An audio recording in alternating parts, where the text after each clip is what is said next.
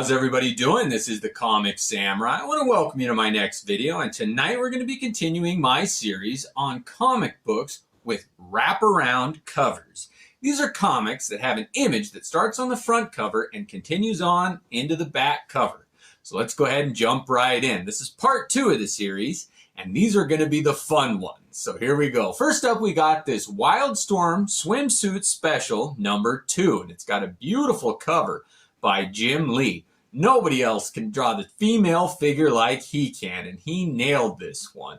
When I look at this cover, it really takes me to a beach in the summertime, and I dig it. Let's go ahead and move it on. Next up, we got a comic called Loco versus Wolverine.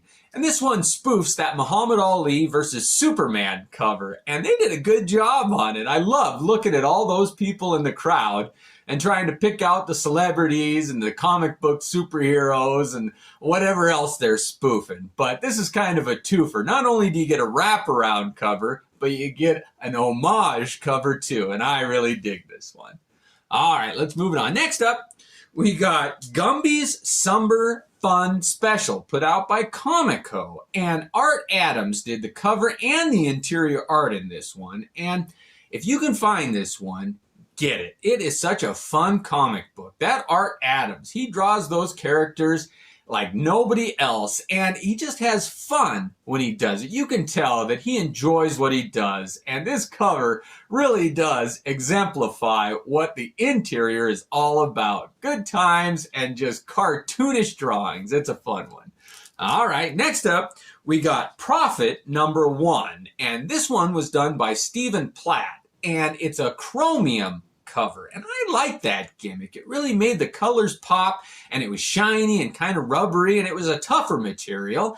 And this one really exemplifies how it could be used. I mean, there's a lot of detail and nothing is left out. It really is a beautiful cover. All right, next up, we got Marvel Comics Presents number 16, and I dig this cover with Colossus standing on top of a mountain getting struck by lightning.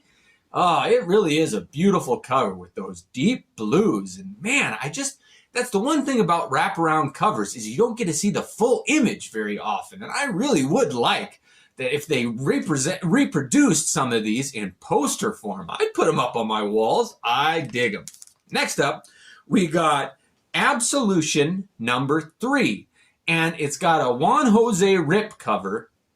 And the action on this one with those characters, and it's just the perspective that he uses. I can't say enough good things about that artist. It really is just full of detail. It's like if Jeff Darrow was mixed with a more modern artist like McFarlane. Oh, that's a perfect way to describe Jose Juan Rip's art, and he did a great job on this one. All right, next up, we got Excalibur number 7, and this is a weird kind of twisted cover. Excalibur had a thing where they'd either have an image on the back or a wraparound cover, and this was one of my favorites. It's a weird wedding scene. You gotta just open up the comic book, buy it, read it, see what the story's all about, and that Alan Davis, he did a great job on this one. All right, next up, we got Teenage Mutant Ninja Turtles number 8, and it's the first time that the Turtles met Cerebus, and it's a color cover, and I love how it's airbrushed and just the vibrancy on it. It really does pop. This is another one that if they sold it in a poster form, I'd totally buy it. It's a great cover. I love seeing the Turtles and that aardvark in color. Next up, we got what used to be my all-time favorite comic book, The Incredible Hulk and Wolverine number 1. This one reprints the first time they met, Hulk 180 and 181. I always say I wish they did that one page on 182 where it shows the Wolverine's back of his head. And also reprints the first time that Wolverine and Hercules met. And this is the best version of their meeting. They colored it a little bit different. But I love how this one opens up and you get a brand new image by John Byrne featuring Wendigo, Hulk, and Wolverine. Wendigo. That's how I say it. How does everybody else say that character's name? That's this episode's question. All right, let's move it on. Next up, we got Marvel Comics Presents number 46. And This is one of my all-time favorite covers by Rob Liefeld. And not only do I like the front cover when it's closed, but when you open it up and it wraps around and you get to see his take on some other characters and Wolverine's full form and you get to see his arms. It's just, I really do enjoy this cover. It's one of my all-time favorites. That Rob Liefeld, this is how I wish he still drew. He's really changed it recently, and I'm not a big fan of his newer stuff, but that was his prime, in my opinion. Next up, we got Archer and Armstrong number 8, and it's a flip book, and it also is the Eternal Warrior number 8. And Barry Windsor Smith did the art on this, and it was at Valiant's height, and I had a hard time tracking this one down, and it's a beautiful cover. I really do like the color on it. Barry Windsor Smith's pencil work, the ink work, just the colors pop. It's a great comic, too. All right, next up we got She number 3, and it's a beautiful cover. Look at the texture and the hair there and how it wraps around. I'm surprised they used that much square footage using the image instead of just selling it for advertising or whatever, but I'm glad they did. I think it's, well, I'm not sure of the artist's name. Stanley Tucci, it's not that, but he just did a great job, whoever it was. Let's see, let's have a look here. Got to give credit where it's due, and it's Tucci or Tucci.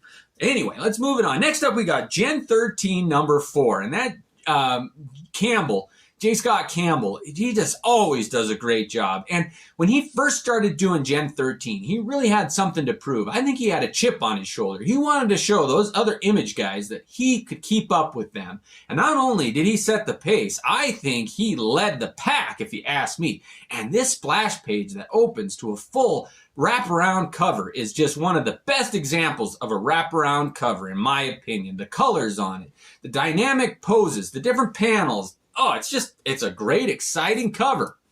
All right, next up, we got Witchblade number 1, and it's a painted one by that Michael Turner, and I really like this cover. I didn't know it was a wraparound, and when you open it up, I liked it to begin with when it was a single page, but to know that it's a wraparound, this series just gets better and better, in my opinion.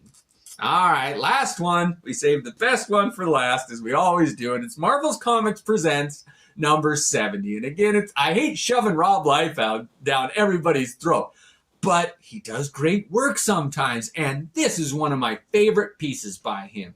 I can't say enough good things about it. If I could, you know what? I'm going to make this one into a poster, get it framed, and put it up. I'm going to feature it in the back of my shot here, and I just want to show it off because this is one of my favorite pieces of art I've ever seen. I like the colors, the layout, the characters. I can't say enough good things about it. So those were my all-time favorite wraparound covers. Let me know which ones I forgot and what you thought of them. Thanks a lot. Have a good night.